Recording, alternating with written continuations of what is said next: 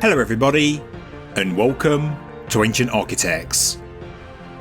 Please subscribe to the channel for regular content on ancient architecture, as well as all of the latest news from the world of archaeology. In my last video, I investigated the lost pyramid of King Thutmose I, the third ruler of the famous 18th dynasty. As recorded on his Abydos stela, this king mentions a pyramid, and, in my opinion, the language implies he is referring to his own. But as far as we know, there are no physical remains of any man-made royal pyramid after the one built by Thutmose I, the first ruler of the 18th dynasty. So, where is the Pyramid of Thutmose? Throughout dynastic history, Egyptian religion, mythology, practices, rites and rituals continually evolved, and this is true for the royal pyramid. The pyramid did not disappear, it just evolved. Thutmose was the first king to be buried in the famous Valley of the Kings, and he and his closest advisors likely chose this location for a number of reasons. Firstly, by having a rock-cut tomb buried deep in the Theban hills, it would make it hard for tomb robbers to locate and then plunder. An inconspicuous location meant the king's body and his grave goods could remain secret from the masses, and we know that this was part of the thinking of Thutmose, because the words of Eneni, his chief architect, are recorded. He said, quote, "I supervised the excavation of the cliff tomb of His Majesty alone, no one seeing, no one hearing." End quote. But there is another symbolic and religious reason the Valley of the Kings was chosen, because the location is topped by a mighty pyramid. And no, not built by man cutting and placing thousands of limestone blocks, but one built by nature. It's known as El-Qurn, and because he was the first king to be buried in the Valley of the Kings, I believe that this is the lost pyramid of Thutmose I. According to Egyptologist Mark Lehner, the pyramid structure was important for the kings of Egypt as it was a place for ascension and transformation, and this was always the case throughout dynastic history. As well as being the tomb of the pharaoh, it's believed the form of the pyramid was important because it mimicked the Benben, a sacred pyramid-shaped or cone-shaped stone that was housed in Heliopolis. This was thought to symbolise the Primordial Mound of creation, which arose from the primordial waters of Nu, and where the creator god Atum settled. According to Egyptian mythology, life emerged from here, and the story not only connects the pyramid with Atum, but also the sun god Ra, as it was he who apparently rose from the primordial mound to create life. The Benben Stone of Heliopolis is thought to have been a prototype for the pyramid and also the tops of obelisks. Furthermore, in Egyptian mythology, the Bennu bird was a god that lived in a nest on top of the Benben Stone. This bird was the prototype for the Greek phoenix and was venerated at Heliopolis. It was the god of the Benben Stone. Originally, the Bennu bird was associated with the creator god Atum and the sun god Ra. It was a solar deity. But by the New Kingdom, it would also become associated with Osiris, and was a symbol of rebirth and regeneration. It was considered a manifestation of the resurrected Osiris. The symbolism in ancient Egyptian culture is complicated, but the pyramid shape certainly has a deep and important meaning related to the primordial mound, the Benben Stone of Heliopolis, the Bennu bird, the creator god, the sun god, and the god of rebirth. I could go into this in far more detail, but the point to take home is the pyramid shape was deeply important to ancient Egyptian beliefs and religion, and so it's no surprise that it was a custom in the Old Kingdom for a king to build his own pyramid. There was so much symbolism associated. Pyramids played a crucial role in the royal funerary complexes and was strictly associated with kings and queens, and this was for many reasons. For a start, they were a show of wealth, power and strength, but they also showed the importance of the king, that he was a human and a god, and that the divine power of kingship was incarnated in him. But times change, and religious and burial practices evolve. Symbolically, the pyramid was still important in the New Kingdom, but that didn't mean it was worth spending the money and labour to build one, especially when priorities changed and huge temple projects were taking precedence. Pyramids were also clear and obvious beacons for tomb robbers. By the New Kingdom, I imagine that every single Old Kingdom pyramid was already broken into and looted, and this would not have gone unnoticed. So, it seems the importance of building a pyramid had waned, but in terms of royal funerary rites and rituals, they were still important. Now, it seems the association with the mere form of a pyramid was enough for a royal burial site. Symbolically, religiously, they were the same. It was not important if the pyramid was built or was natural. After all, the Primordial Mound of creation was natural in mythology, and the Benben Stone of Heliopolis was likely a natural iron meteorite, hence its association with a giant flaming bird. El-Qurn above the Valley of the Kings is the most famous natural pyramid to be used by the Egyptians, but it was not the only one, and it wasn't the first. In fact, natural pyramids had been used in a funerary setting since the first intermediate period, which of course came after the Old Kingdom. There was a fascinating study that was published in 2018 in the journal Egypt and the Levant, International Journal for Egyptian Archaeology and Related Disciplines. It shows how the natural landscape was harnessed for religious belief, but this is still an aspect of Egyptology that's under-researched, poorly understood and hence rarely discussed. It's even controversial, speculative, and not everyone is on board, but I certainly think it's a subject worthy of investigation. Just look at this view of the El-Qurn Natural Pyramid. Look at the important funerary monuments in close proximity and the powerful kings buried beneath it. Surely the pyramid-shaped peak is the reason.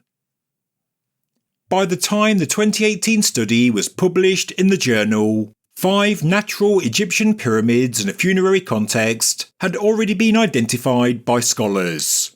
So now, let's take a brief look and open up a subject that's rarely discussed. I've also left a link to this study in the description below. Number 1. The Moalla Pyramid. Using the 2018 paper as a guide, we'll start with Moalla, a necropolis 45 kilometers southwest of ancient Thebes. At this site, several burials belonging to the provincial governors and officials of the late Old Kingdom and First Intermediate period were discovered, but this standalone natural pyramid-like mound found inside the necropolis is the focal point, and 2 important tombs were built into it, the decorated tomb of Ankh-Tifi and his son Sobek-Hotep. The text on the walls of Ankh-Tifi's tomb give us a glimpse into regional history, and how this local dignitary gained control over large parts of southern Egypt. In effect, he was a sovereign ruler in all but name. He was the overseer of the third nome of Upper Egypt, and he conquered the second with a private army. In the first intermediate period, he was a man with ambitions to be an independent ruler of southern Egypt. In his tomb it says, quote, "Horus brought me to the nome of Edfu for life, prosperity, health to re-establish it, and I did it. I am the vanguard of men and the rearguard of men, a leader of the land through the active conduct. I am a champion without peer." End quote. And his self-importance was just as big in death as it was in life, because he had his own pyramid, emulating the royal dynasties of the Old Kingdom. He chose a rocky hill that was separate from the surrounding cliffs, and experts believe it was chosen for its pyramidal shape. It gave him a king-like status. As well as the pyramid, he also added mudbrick obelisks, a courtyard, a causeway, and maybe even a valley temple. He had found a cost-effective way to imitate the powerful kings of old. Some say he did not build a pyramid in the traditional sense because it was still not allowed. He would violate ancient Egyptian protocol by constructing one, and that's because he was not royalty. But by using the landscape in the manner he did, he certainly showed his ambition. Number 2. The Pyramids of Gebelein. 6 kilometers northwest of Moalla, and we have the archaeological sites of Gebelein, and these are located on the west bank of the Nile. Here we find more examples of burials of the local provincial elite, and they also date to the First Intermediate Period. In one cemetery there are 2 natural spurs, identified as natural pyramids by Giovanni Bergamini. When you look at them from their eastern and northeastern sides respectively, they do have a pyramidal shape. In the northernmost pyramid a tomb was discovered, with the burial dating back to the 11th dynasty. The crypt in the southern pyramid is still yet to be found. The 2 pyramids are similar in shape, and they're surrounded by more simple burials. A third, smaller natural pyramid has also been identified to the north. Unlike the southern pyramid, shafts have been cut into its eastern face. A study of the rock type and erosion shows the shape of these pyramids would not have changed since the First Intermediate Period. They're solid natural structures.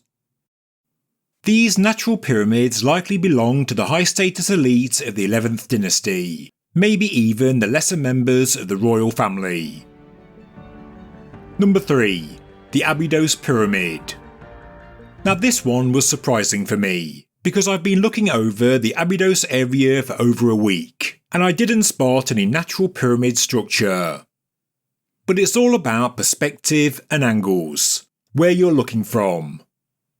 Abydos was a sacred land throughout dynastic history, with a pre-dynastic settlement and also an early dynastic royal necropolis.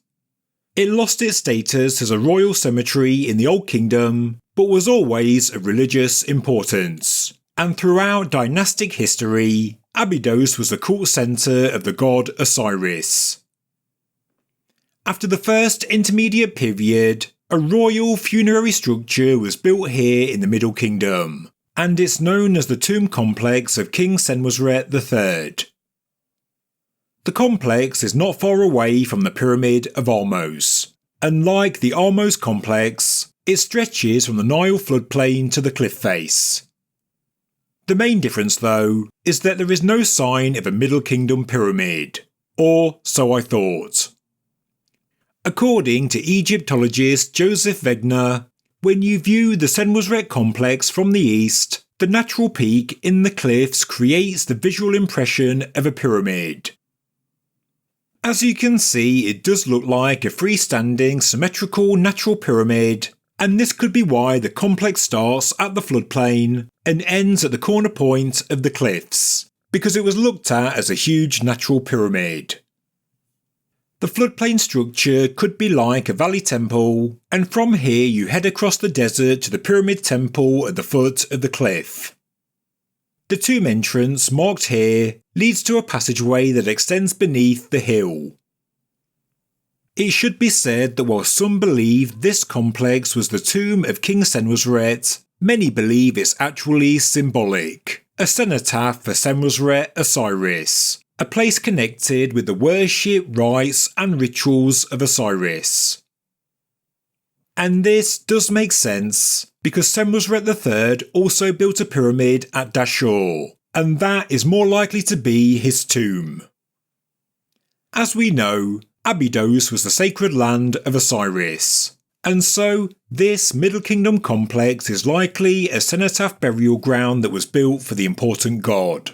It was all symbolic.